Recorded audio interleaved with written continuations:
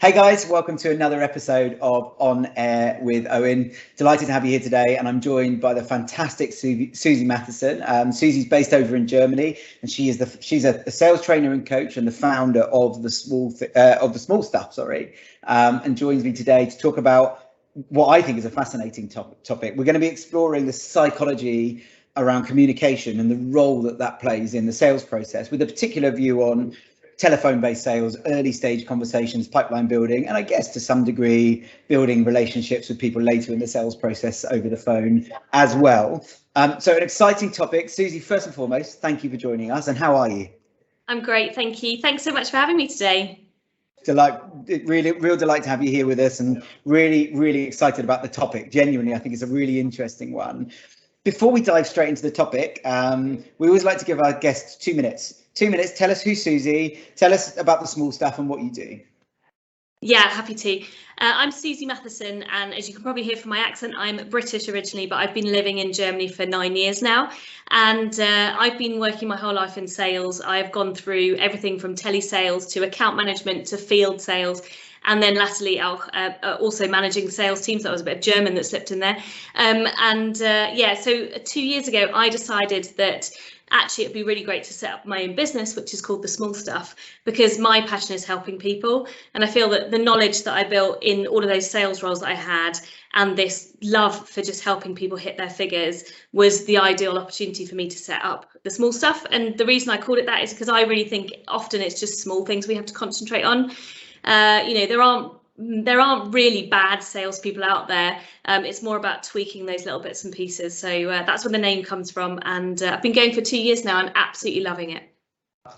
Fantastic. Thank you for that. It gives us a good bit of context leading into the conversation. I love the reason for the business name. I had a fantastic talk from somebody last week who was talking about those 1% incremental improvements across multiple points and multiplication theory and how that can make you better. And what most people do is get dragged into the getting better in one wee chunk and actually forget about the small stuff. So I think that's fantastic. What a great story behind the name. So look, first and foremost, we're going to talk about the psychology around communication and how the role that plays in let's say a sales call, for the sake of our first example. Why is it important? So why is this topic something that we should be talking about as salespeople? Well, I think the psychology behind our communication is actually the fundamentals as to whether a sales call or a sales relationship is going to be a positive one or a negative one. We don't, in our day-to-day lives, you don't just walk up to somebody and start telling them about yourself and trying to sell something or some idea to them. You build a relationship first. And I think sometimes in a sales environment, we feel so under pressure to perform, to talk about what it is we can do. We learn about features and benefits and all that lovely stuff, which is really important that we know, that we forget the human element in the sales conversation. And so that's why I think it's really important. I know it's a super cheesy line, but they do say people buy from people. And, whilst we've heard that a million times over, and anyone who's in sales is probably going, oh, my goodness, did she just say that? It's true. We're mammals. We want relationships. We want that feeling of belonging. We want to feel like we're part of something in a group. And that is all down to building a relationship with somebody. So that's why I think it's really important. Cliches become cliches because they're used a lot, and they're used a lot because they're true. And I think this is often the point I say to people. Over many generations, people have decided that's the best way to describe that, and yet we seem to feel like we want to move away from it. So don't be embarrassed by using cliches on here. I think that's absolutely fine. Okay, so psychology in any human interaction is important. Within sales, we're in a fairly artificial environment that we've created rather than something that's happened organically and naturally. On your journeys, how well do salespeople understand the psychology element of the conversations they're having and the interactions they're having? Is it something we're training into people as an industry? Is it something that we don't talk about enough? What's your experience? So I have to say, I'm really encouraged to report that this is definitely something that is being talked about more and more. Yep. I'd say if we were to compare this to maybe 10, 15 years ago, it was very much about technique. So when I was going to sales trainings back then, because I was taking part in them then, it was all about the right thing to say, the right process to follow, and all of that is still super important. But what I'm really encouraged to see is how much time is spent on this psychology. So as an example, when I'm taking a sales team through a training of, let's say, a 3-day training, one whole day will be on psychology and communication. So it takes up a third of the time, and then the rest is the process, the what to say, the how to put it into action. Because if we don't understand that, it doesn't matter how much of the process we follow, we're not going to build that relationship. We're not going to be able to have that conversation. There's going to be more phones being hung up. There's going to be more people saying no, thank you quicker. And that's what we don't want as salespeople. We want to be having quality conversations so we can discover whether this person is going to be a good fit for our product or service. Well, one of the things I'm really enjoying already about talking to you, and we had a little pre-conversation before we hit record, is that we both work in and around that cold call area. So that first conversation, which for me is the bit that this is most important in, because you're breaking down barriers really quickly versus going in on maybe an account management call. There's always a challenge there, but there's a base level that you go into it with, and there's a level of trust that's already been achieved through the sales process and over a period of time. So let's maybe just walk that through. So we're starting at the beginning. We're making a cold call. Let's say we're an early stage career person, we've not been doing it long. Maybe we're in our first week. Maybe we're making our first cold call for this new business. What's the psychology? What's going on in somebody's head at that point on an average person? So everybody has received a cold call. I don't think there's anyone in this world who hasn't. So everybody should be able to now think back to the last time they had a cold call, or even a phone call they weren't expecting. And what happens is the same as what would have happened when we were out doing hunter and gatherer kind of stuff millions of years ago as a caveman. Because actually, even though our brain has developed, it's kept that reptilian part of the brain. It's kept it there. So that is actually the first bit of ourselves that kicks in any situation. And what that bit of the brain does is some people call it like the monkey brain, but a reptilian brain, prehistoric brain, there's different words for it. What it actually does is that helps you decide in an instant, am I in danger or not? Because back then, that's what we needed to know. We needed to know, do I run, or can I shoot this and take it home for dinner? And that's what our brain, actually, the function of it does. So when something happens to us that is unexpected, and the example we've got is a phone call we weren't expecting, a number we don't recognise, an interruption to our day, our brain needs to decide as quickly as possible, do I fight or do I flee? And there's other reactions that you can have, but they're the kind of basics that you have.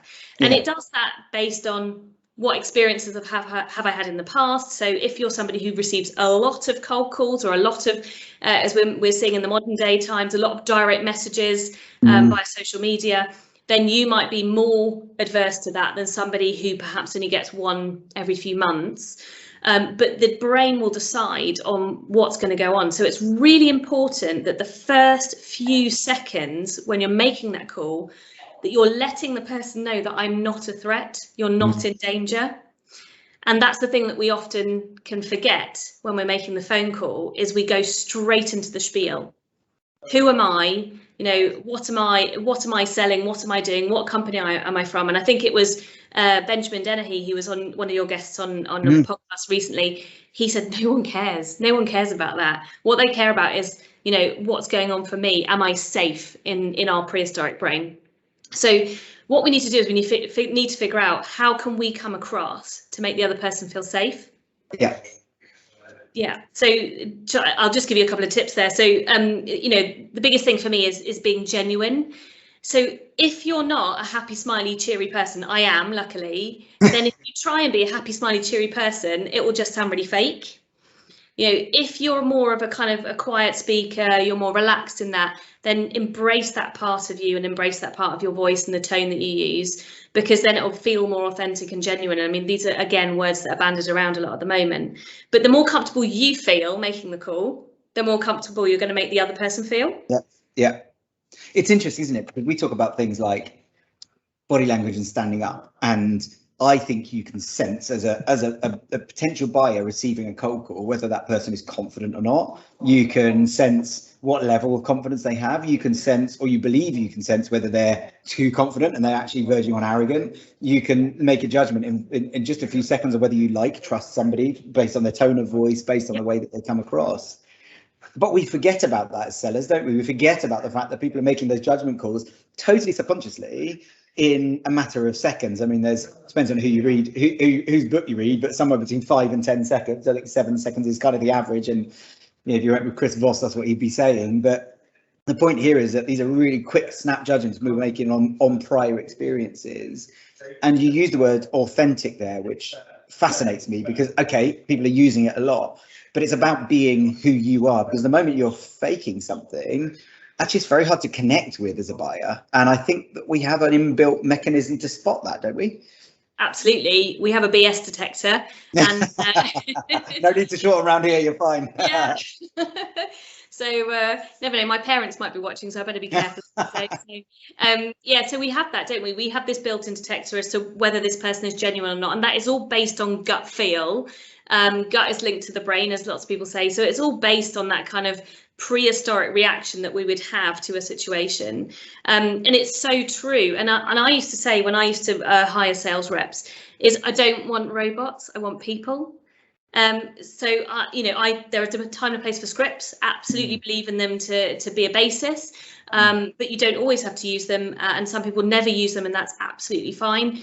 But what's important is, even if you have a script in front of you, that you make it your own, while staying true to whatever it is that your company is doing. So I think it's really important to just be your own personality, and I don't think it's encouraged enough. I think sometimes sales leaders kind of put this mold out, and this is our top salesperson, be more like him or her, and actually that's never going to work for you, because you're not that way inclined.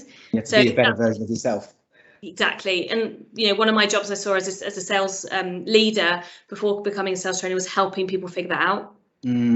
Yeah, really interesting topic. So let's talk through some of the communication strategies that you can use as a sales rep in that moment, or those early moments of a sales call, to try and break down the psychological barrier that we put up as human beings to protect ourselves.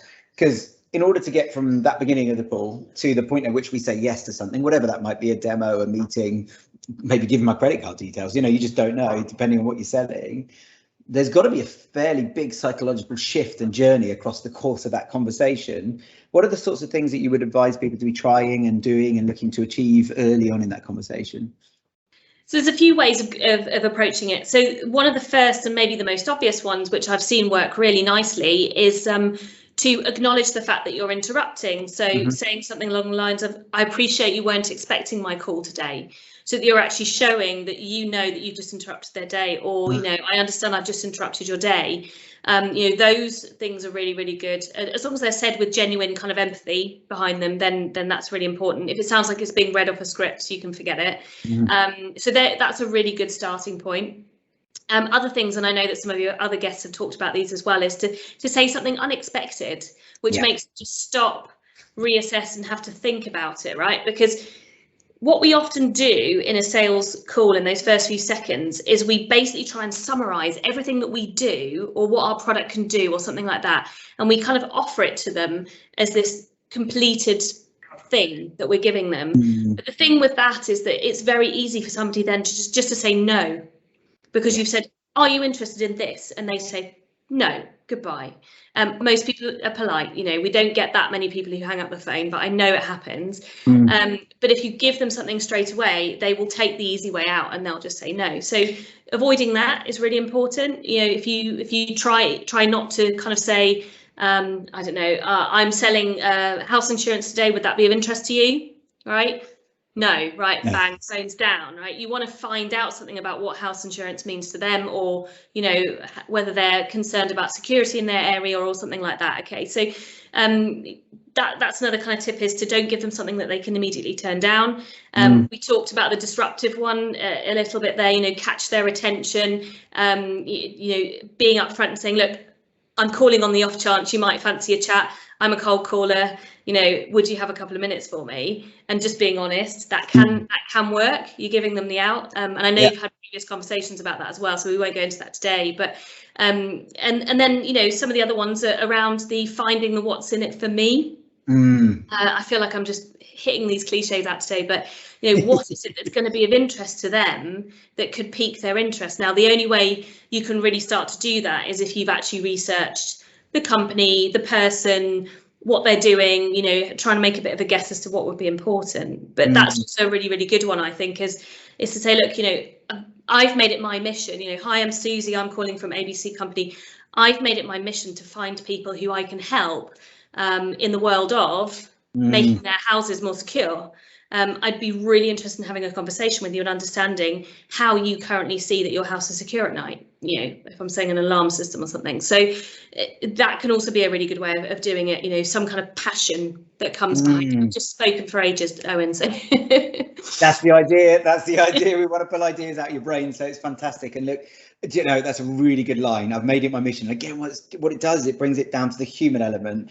We talk a lot about, you know, you said earlier, I don't want robots, I want people. And what we get is salespeople being robots because they follow the same script, delivered the same way consistently every time. And we get buyers behaving like robots because they go straight into I'm a buyer mode, don't they? They've got a perceived way that again, I'm sure subconsciously, that they have to behave in this scenario, which is don't tell you stuff, don't open up, you know, short answers, all that kind of stuff. And it's a salesperson's job to break that down.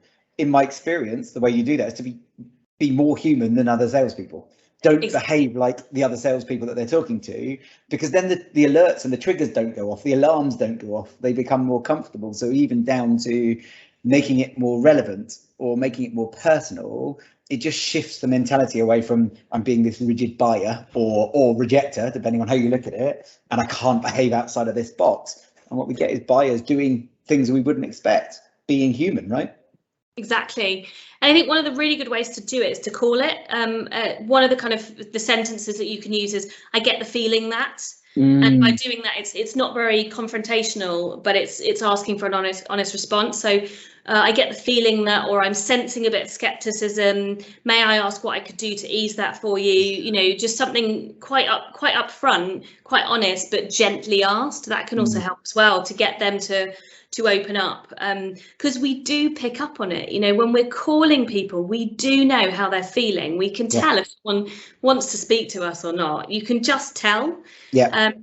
And you'll get those people who'll drill, right? So I kind of refer to it as like a punching metaphor, really, that, you know, you come up with a punch and then they come up with a counter punch, but there's no conversation. It's just argument against argument. It happens a lot in objection handling as well. And you know, that's what you want to avoid. You want to avoid just reading off the next question, because all the other person sitting on the other end is looking for their point to say no thanks and get out of that situation. And that's what we want to avoid. One of the things we've talked about is being authentic, being yourself. But I think that, just to confuse the matter, I think it's also fair to say that we have to adapt and we have to change. I mean, you know, it's a bit of an acting job there, isn't there? That we're in a conversation and we've got to do a certain thing that we might not do naturally to move the conversation to the next level. And sometimes that's making us uncomfortable, isn't it? As salespeople, we have to do what makes us uncomfortable. I'm guessing there's a psychology in a seller's mind at that point, that we have to train ourselves to be comfortable with the uncomfortable, to do things that maybe don't come naturally to us, but that still can over time. Yeah, I do agree that we all have to do stuff we don't enjoy doing sometimes, and we have to take ourselves out of a comfort zone. I would argue that if we can dig into the strengths of somebody, then we can really help them develop that as their personal selling style. So, for example, I had a guy I was working with who was incredibly negative, skeptical, right? And he didn't, but it wasn't coming from a negative place.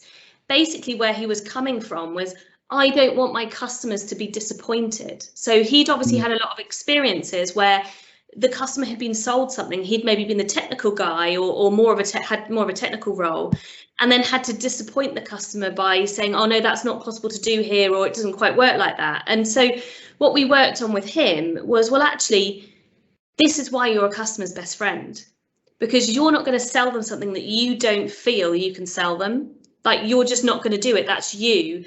You don't feel comfortable making up something or making the sale. It has to fit 100%. So if you can get that across to your customer or your potential customer, that I will only sell something to you if I believe this is 100% match. And believe me, I've turned down more customers than I've accepted.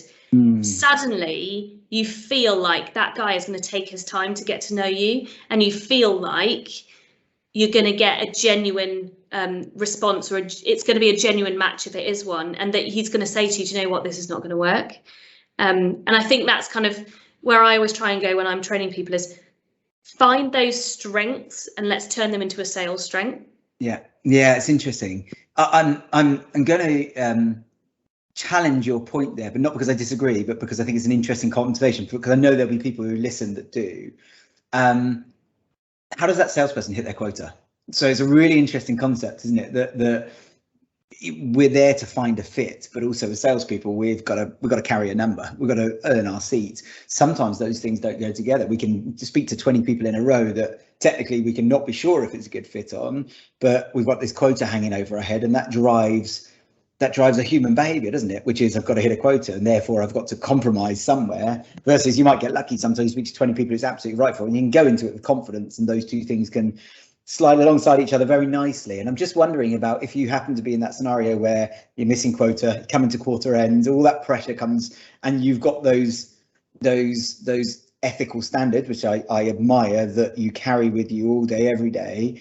There's going to be a temptation for somebody to compromise somewhere, isn't there? And is that the point at which you go, no, I'm okay with missing quota because I am who I am, and that's a strength, and I believe in it long term? Or is that the point at which you say, you know what, at the end of the day, we're salespeople and we've got to sell, so let's prioritize that and worry about that later?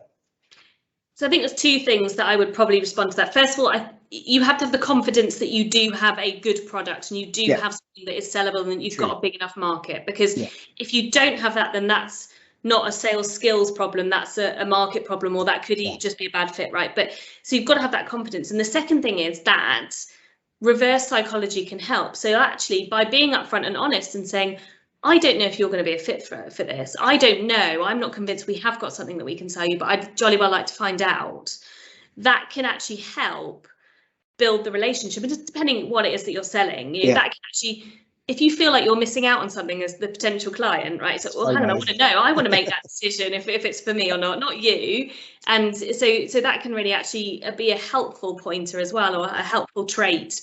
Yeah. Is if you're cynical or skeptical about it, or you're not completely sure, if you can bring that over in a genuine way that builds intrigue in the other person, then that's actually going to help to have an honest conversation. So I don't know, I always see glass half full, so I do appreciate that I will get challenged on some of these things. But no, I do think it's actually can be a strength. If that, it wouldn't work for me because I'm just super positive Susie. Always see the happy side. I've got the rose tinted glasses on all the time, it feels. So for me, it just wouldn't sit with my personality. But for somebody who's like that, maybe more technically minded, more detailed orientated, then that could be a really, really good approach to have. Do you know what? And that leads us into my next point around personality types. And before we get there, though, I'm going to make a comment, which is that if you use the phrase "I'd jolly well like to" on any sales call, you may come across as the most polite cold caller I've ever heard. That was absolutely genius. I was saying I've never heard that, but if somebody said that to me, I'd like them immediately. So there's a takeaway from the conversation today. Let's move on to personality types, because I think you touched on a really interesting point there around. We have different personality types. Do we need to, as salespeople, adapt to that? Do we have a one setting rule that we are who we are, we're authentic to who we are and our beliefs, and we stay, and we're going to pick up people in trusting that? Or do we need to divert and shift a little bit depending on who we're talking to and how they respond to us? Oh, it's a really, really good question. So I have gone through the personality types, probably done them all, and I did them first of all as a sales rep myself. And I remember there was that danger, isn't there? You get given that report, and I remember doing this, and I printed it out and I handed it to my boss, and I was like, "Here you go, that's how you manage me." Yeah. And it's like that's me, accept me for who I am, and that's it, right? And I think that's a danger in doing these personality tests. Sometimes is if they're not then accompanied with the right coaching, then that's where you can end up, and you're like, well, that's just me. So I'm only going to be able to speak to a quarter of the population. So be it. And what we need to understand actually is the next step along that, which is this is me. This is how other people tick. These are the differences.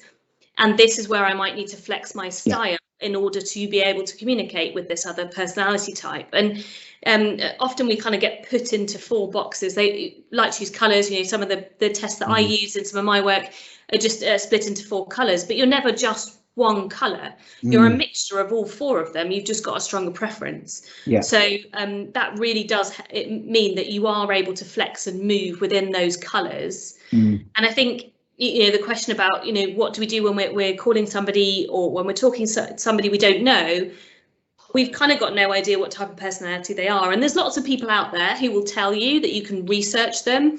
You can make some assumptions based on the type of job they're doing, in the type of company they've chosen to work with. You can make assumptions based on what they've put out on social media or not. And I'm not going to diss any of those, because I do think that there is some merit in what they're saying. But I think actually, again, the honesty is the thing that can really help you there. Of course, you've got to get through that barrier. You've got to get past that reptilian brain. OK, so you've got to build something. But once you're in a conversation, ask them, you know, how would you prefer it to be communicated with? What would you like to know? What would be helpful for you in this situation? So one of my favourite questions I tell people to use is, what do you need from me to be able to make a decision here? I mean, that's a bit further down the conversation, of course, but most of us will be able to say, I need all of the documents, I need all of the details, I need a PowerPoint presentation, I need the prices for the next 10 years, right? You're speaking to somebody who's highly analytical there, or, you know, it's like, I don't need anything, I've heard everything I need, I'll get back to you. Then you've got kind of a more dominant person there who would be read in this particular personality profile I'm thinking of. Or you might have someone who just wants to chat it through. So, well, I tell you what, let's have a meeting. I'll bring in the IT director and I'll bring in this person, and they want to, you know, bring in everybody into the game who could be a yellow or a green, depending a little bit. And so I don't have a problem really in asking those questions, and people feel they appreciate it. They appreciate being asked those kind of things.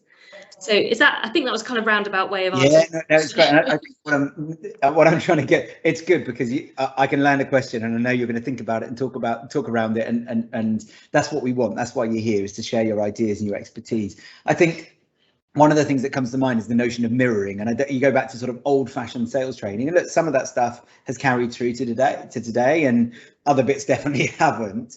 But I'm interested in your opinion around that, because even today I hear a lot of training around mirroring personalities.